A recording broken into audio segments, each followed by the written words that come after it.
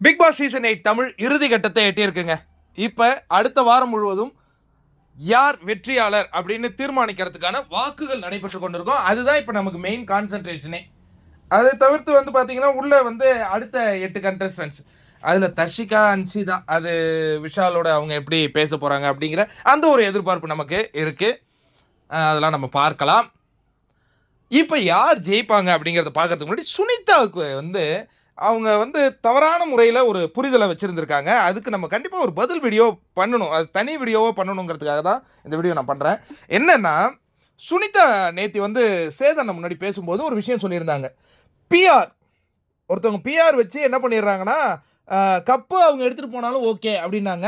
அவங்க யாரை பற்றி பேசுனாங்கங்கிறது நமக்கு ரொம்ப கிளியராக தெரியுது. அவங்க பேர் எதையும் மென்ஷன் பண்ணல. அவங்க சௌந்தர்யா அவர்களை பற்றி தான் பேசுனாங்க அப்படிங்கிறது ரொம்ப கிளியராக தெரியுது. சௌந்தர்யா பிஆர் வச்சுருக்காங்க அப்படின்னு சொல்லிட்டு இன்னொரு வார்த்தை சொன்னாங்க. அதெல்லாம் வெளியிலேருந்து வந்த ஒரு கண்டஸ்டன்ஸு அங்கேயே ஒரு டாஸ்க்காக நடந்தது. அதெல்லாம் அவங்க பேசலாமான்னா தாராளமாக பேசலாம். அதெல்லாம் ஒன்றும் தப்பு கிடையாது. ஆனால் அவங்க சொன்ன அந்த ஒரு வார்த்தைக்கு நம்ம ஒரு விளக்கத்தை கொடுத்தாகணும். அவங்க என்ன சொன்னாங்கன்னா, சார் பிஆர் வைக்கிறது கூட எனக்கு ஒன்றும் பிரச்சனையே இல்லை சார், ஆனால் அவங்கள அப்கிரேட் பண்ணிவிட்டு மற்றவங்கள புல் டவுன் பண்ணுறாங்க சார், அது என்னால் ஏற்றுக்க முடியல அப்படின்னு சொன்னாங்க. எனக்கு அங்கே தான் ஒரு சந்தேகமே ஏற்பட்டுச்சு.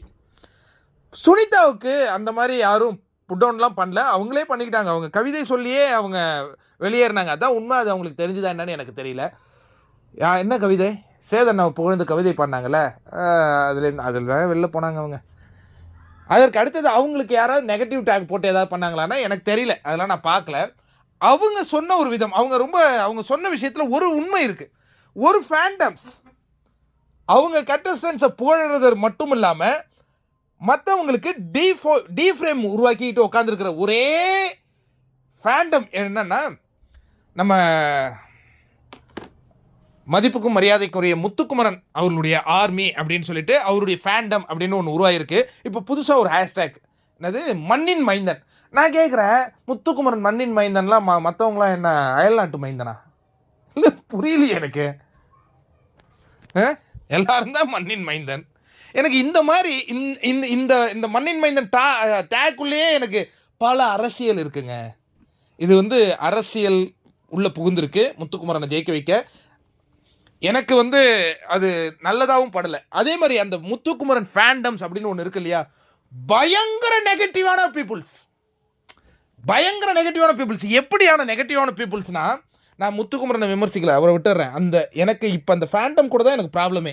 அவங்க எப்படின்னா, முத்துக்குமரனுக்கு அகெயின்ஸ்டாக ஒருத்தவங்களை அவங்க ஃபீல் பண்ணி, அதாவது எப்படி தெரியுமா, இப்போ இந்த வீட்டில் 24 பேர் வந்திருக்காங்கல்ல, வந்த 23 பேரும் முத்து சிறந்தவர், அவர் அறத்துடன் விளையாடுகிறார், உழைப்பை கொட்டி இருக்கின்றார் இந்த கேமுக்கு அப்படின்னு பேசினா அவங்கெல்லாம் சூப்பர் அப்படின்னு போட்டு இவங்க கிளாப்ஸ் பண்ணுவாங்க. யார்? அந்த முத்துக்குமரனுடைய ஃபேண்டம்ஸ்.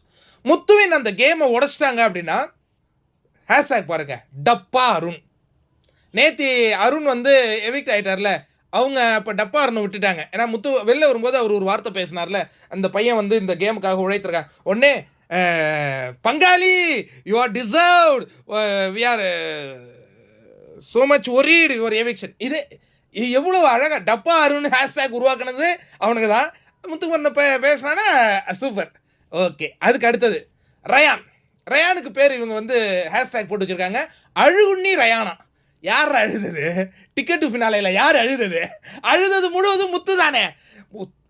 ரயானை ஜெயிக்க முடியலன்னு கூட்டணி அமைச்சிக்கிட்டு கேம் ஆடினது யார்? முத்து தானே. அதற்கு அடுத்தது அந்த ட்ரம் டாஸ்கில் இவருடைய போர்டையே பிச்சுட்டாங்க பவித்ரா, அதை எடுத்து இவரே ஒட்டிக்கிட்டு 4 பாயிண்ட் கேட்டுட்டு உட்காந்துருந்தாரு. யார் அழுகுண்ணி? ஆனால் ரயான் அழுகுண்ணி அப்படின்னு ஹேஷ்டேக் கிரியேட் பண்ணியிருக்கேன். இப்போ சொல்லுங்க சுனிதா, நீங்கள் சொல்லுங்க, யார் இப்போ ஒரு மனுஷனை புட் டவுன் பண்ணது? சௌந்தர்யா ரசிகர்கள் செஞ்சாங்களா? விஷால் ரசிகர்கள் செஞ்சாங்களா? இல்லை பவித்ரா ரசிகர்கள் செஞ்சாங்களா? ஜாக்லின் ரசிகர்கள் செஞ்சாங்களா? செய்தது அனைத்தும் முத்துக்குமரன் தான். நாளைக்கே இப்போ யாராவது அவருக்கு அகைன்ஸ்டாக பேசிட்டா உடனே அவருக்கு ஒரு நெகட்டிவ் டேக் ஓட்டு அதில் குதூகலம் அடைவாங்க. குதூகலம் கொண்டாட்டம். ஒருத்தனை நெகட்டிவாக பேசுறதுல குதூகலம் அடைகிறவங்க அறத்தின் பின் நின்னும் அறமுடன் ஆடும் போட்டியாளரா? இந்த கேள்விக்கு பதில் சொல்லுங்க. ஏன்னா சுனிதா கேட்டுட்டாங்கல்ல. அவங்களுடைய கேள்வியின் முக்கியமான விஷயம் புட் டவுன், இப்போ நீங்க சொல்லுங்க சுனிதா, ஏன் நீங்க பிரெயின் வாஷ்க்கு உள்ளானீங்கிறது எனக்கு புரியுது. அதுக்கு முன்னாடி தான் ஃபேட் மேன் வச்சு உங்களுக்கு டியூஷன் எடுத்த அந்த காட்சிகள் தான் வெளியில வந்துடுச்சுல. எதற்காக விலை போனீர்கள்? வேற ஒருத்தவங்க பேச வேண்டியதை உங்களை யூஸ் பண்ணிக்கிட்டாங்க சுனிதா. இப்ப உங்களை வந்து நாங்க அயல் மாநிலத்து பொண்ணு நான் பார்த்தோம். குக்கு வித் கோமாளியில உங்களை கொண்டாடல. எங்களுக்கு எல்லாரையும் கொண்டாடுவேயா? எங்களுக்கு அந்த உண்மையான குணம் தான் எங்களுக்கு தேவை. எல்லாரையும் கொண்டாடுவோம். நாங்க வந்து இதுதான் நாங்க அந்த பிரிக்கிற ஆள் நாங்க கிடையவே கிடையாது.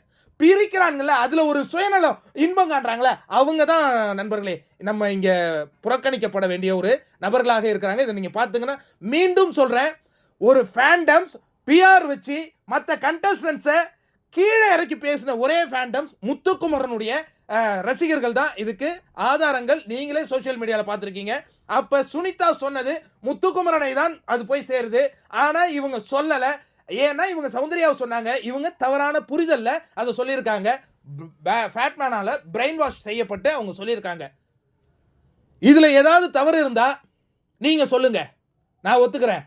மீண்டும் சொல்கிறேன், சில பேர் என்ன சொல்கிறீங்க, என்னென்னமோ சொல்கிறீங்க. நான் இப்பவும் சொல்கிறேன், என்னுடைய உள்ளத்திலிருந்து தான் நான் பேசுவேனே தவிர்த்து என்னை யாரும் வேலை பேசவும் முடியாது, வாங்கவும் முடியாது.